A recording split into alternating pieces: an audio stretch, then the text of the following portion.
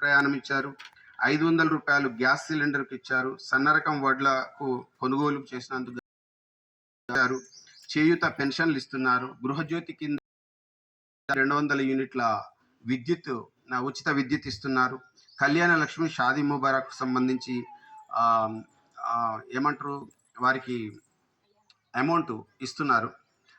ఏది నూతన వధువరులు ఎవరైతే వధువు ఉంటుందో వాళ్ళకు కొత్తగా రేషన్ కార్డులు ఇస్తున్నారు. ఇట్లా ఇవేమో ప్రధానంగా ప్రభుత్వం చేపట్టిన పథకాలు ఇవి, అవి అమలవుతున్న విధానం. రెండవది, గ్రామ సభలో చర్చించబడే అంశాలు ఏంటి అంటే గ్రామ అభివృద్ధి అంశాలు, పథకాలపై లబ్ధిదారుల అభిప్రాయం, ప్రజలు సూచనలు అభిప్రాయాలు. ఇందాక మీకు అవకాశం ఇచ్చి మీ నుండి సూచనలు సలహాలు తీసుకోవడం జరిగింది. ఈ విధంగా ప్రభుత్వం ప్రజా సంక్షేమం కోసం ప్రతి ఒక్కరికి ప్రభుత్వం చేపట్టబోయే కార్యక్రమాలు, చేపట్టిన కార్యక్రమాలు మీకు అందరికీ నోటీస్లో ఉండాలి, మీ అందరికీ తెలియాలనే ఉద్దేశంతో ఈ గ్రామ సభలు అనేది నిర్వహించడం జరుగుతుంది. అయితే ఈ విషయంలో తెలంగాణ రాష్ట్ర ప్రభుత్వం నిర్వహించే ఈ 99 రోజుల ప్రణాళికలో భాగంగా రాయపల్లి గ్రామంలో ఏమేం పథకాలు అమలైనవి, ఆ అమలైన వాటి ద్వారా ఎంత లబ్ధి పొందామనేది ఒక చిన్న అంటే డిపార్ట్మెంట్ వారిగా ఇచ్చిన వాటిని మనం చదివి వినిపించుకుందాం. ఇప్పుడు గృహజ్యోతి అనే పథకం ఉంది. ఆ గృహజ్యోతి పథకం కింద ఉచిత విద్యుత్ కింద 147 మంది లబ్ధి పొందుతున్నారు. 147 మందిలో 11,27,000 రూపాయల అంటే అంత ప్రభుత్వం ద్వారా ఫ్రీ విద్యుత్ అనేది పొందడం జరిగింది. మహాలక్ష్మి గ్యాస్ సబ్సిడీ ద్వారా 302 మంది కనెక్షన్స్కు గాను 38,866 రూపాయలు. ఇందిరమ్మ చీరలు తెలంగాణ రాష్ట్ర ప్రభుత్వం వచ్చిన తర్వాత మహిళా సంఘాల సభ్యులకు చీరల పంపిణీ కార్యక్రమం చేపట్టింది. అందులో భాగంగా మన గ్రామానికి 475 చీరల పంపిణీ చేయడం జరిగింది. ఇందిరమ్మ ఇండ్లు 11 ఇండ్లు మంజూరు కావడం జరిగింది. సన్న వడ్ల బోనస్ కింద 59 మంది రైతులకు గాను 12,61,000 రూపాయలు వారి ఖాతాలలో జమ చేయడం జరిగింది. వడ్డీ లేని రుణాల కింద 15 సంఘాలకు గాను అఖిల గ్రామైక్య సంఘం పరిధిలో ఉన్నటువంటి 15 సంఘాలకు గాను 3,59,000 రూపాయలు వారి ఖాతాలకు జమ చేయడం జరిగింది. రుణమాఫీ విషయంలో 104 మంది రైతులకు గాను 96,30,000 రూపాయలు వారి ఖాతాలలో జమ చేయడం జరిగింది. అదేవిధంగా రైతు బీమా పథకం కింద ఒక రైతు ఆదాపురం విజేందర్ గారికి 5 లక్షల రూపాయలు చెల్లింపులు చేయడం జరిగింది. కళ్యాణ లక్ష్మి కింద 74 మందికి 74,08,000 రూపాయలు మంజూరు చేయడం జరిగింది. మొత్తం రేషన్ కార్డులు 477 రేషన్ కార్డులు మన గ్రామంలో కలవు. కొత్త రేషన్ కార్డులు ఒక 44 కలుపుకొని. అదేవిధంగా ఇదేంటండి ఆడాల్సిందిగా ఏ మెంబర్స్ కుటుంబ సభ్యులు 60 మంది, మొత్తం 104 మంది లబ్ధిదారులు దీని కింద కొత్తగా యాడ్ అయ్యారు. 44 కొత్త కార్డులు వచ్చినాయి. మొత్తం 104 మందికి లబ్ధి చేకూరింది. అదేవిధంగా వైద్య ఆరోగ్య శాఖ ద్వారా కూడా ఈ 99 రోజుల ప్రణాళికలో భాగంగా 14 సంవత్సరాలు కలిగినటువంటి బాలికలు ఉంటారు కదా, 14 సంవత్సరాల వయసు ఉన్నటువంటి బాలికలకు HB వ్యాక్సిన్ ఒకటి ఇవ్వడం జరుగుతుంది. అది ఒక ఇంజెక్షన్. అది ఏంటి అంటే స్త్రీలలో గర్భాశయం ఏదైతే ఉంటుందో వారికి భవిష్యత్ కాలంలో క్యాన్సర్ అనేది రాకుండా ఉండడం కోసమని ఒక వ్యాక్సిన్ ప్రభుత్వం ఇస్తుంది. దయచేసి మన గ్రామంలో 14 సంవత్సరాల వయసు కలిగినటువంటి బాలికలు ఎవరైనా ఉంటే వారికి ప్రభుత్వ హాస్పిటల్లో ఒక వ్యాక్సిన్ HB1 అనే వ్యాక్సిన్ ఇస్తారు. ఆ వ్యాక్సిన్ ఇప్పించుకుంటే భవిష్యత్తులో పిల్లలకు గర్భసంచికి సంబంధించినటువంటి క్యాన్సర్ రాకుండా ఉండడానికి, అంటే మనం పోలియో చుక్కలు వేస్తూ ఉంటారు, మనం చూస్తాం. ఆ పోలియో ఉన్నా లేకున్నా వేస్తే భవిష్యత్తులో రాకుండా ఉండడం కోసం. అదేవిధంగా ఈ ఇటీవల కాలంలో చాలామంది మహిళలలో గర్భాశయానికి సంబంధించినటువంటి సమస్యలు ఏర్పడుతున్నాయి కాబట్టి ఈ వ్యాక్సిన్ అనేది 99 రోజుల ప్రణాళికలో వేస్తున్నారు.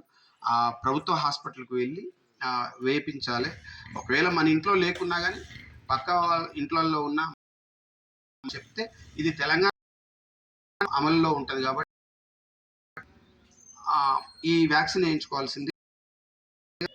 అదేవిధంగా మన గ్రామంలో ఉన్నటువంటి మహిళలందరికీ ఎస్హెచ్జి సభ్యులుగా అంటే స్వయం సహాయక సంఘాలలో సభ్యులుగా ఉన్నటువంటి ప్రతి మహిళకు ఉచితంగా 30 రకాల పరీక్షలు చేయడం జరుగుతుంది ప్రభుత్వ హాస్పిటల్లో. మన గ్రామం నుండి 50 మంది రోజు 50 మంది చొప్పున డేట్ నాడు వస్తామని చెప్తారో ఆ డేట్ నాడు ప్రభుత్వ హాస్పిటల్లో 50 మందికి 30 రకాల టెస్టులు చేసిన రిపోర్ట్లు కూడా మీకు వాట్సాప్ ద్వారా పంపిస్తారు. ఏదైనా సమస్య కనుక మీకు ఉన్నట్లయితే మేజర్ ఉన్నట్లయితే భూపాల్పల్లి ప్రభుత్వ హాస్పిటల్కు రెఫర్ చేయొచ్చు. లేదా మీకు ఇంకా ఇతర మెడిసిన్ కానీ ఇంకేమైనా ఎంఆర్ఐ కానీ ఇటువంటి అవసరం ఉంటే కూడా అంటే ఉచితంగానే టెస్టులు చేయించడం, పరీక్షలు చేయించడం, దానికి సంబంధించినటువంటి మెడిసిన్ కూడా ఇవ్వడం జరుగుతుంది. కాబట్టి ఈ అవకాశం అంటే ఈ 99 రోజుల ప్రణాళికలో ఇటువంటి అవకాశాన్ని కూడా గ్రామంలో ఉన్న మహిళలందరూ ఉపయోగించుకోవాల్సిందిగా కోరుచున్నాం. అదేవిధంగా ఇంకొకటి కూడా చెప్తాను. స్వయం సహాయక సంఘాలలో అంటే మహిళా సంఘాలలో సభ్యురాలుగా ఉన్నటువంటి వారికి ఈ ప్రభుత్వం వచ్చిన తర్వాత చేసినటువంటి ఇంకొక పని ఏంటంటే లోన్ బీమా, ప్రమాద బీమా అనే ఒక స్కీమ్ అనేది తీసుకురావడం జరిగింది. లోన్ బీమా, ప్రమాద బీమా అంటే ఒక మహిళ స్వయం సహాయక సంఘంలో సభ్యురాలుగా ఉండి ప్రమాదవశాత్తు కనుక చనిపోయినట్లయితే ఆమె వయసు 18 నుండి 59 సంవత్సరాల మధ్య 60 లోపు ఉన్నట్లయితే ఆ ప్రమాదవశాత్తు చనిపోయినటువంటి వ్యక్తికి ఆ సభ్యురాలి కుటుంబానికి 10 లక్షల రూపాయలు ఇవ్వడం జరుగుతుంది. అదేవిధంగా ఇది ప్రమాద బీమాకు సంబంధించి.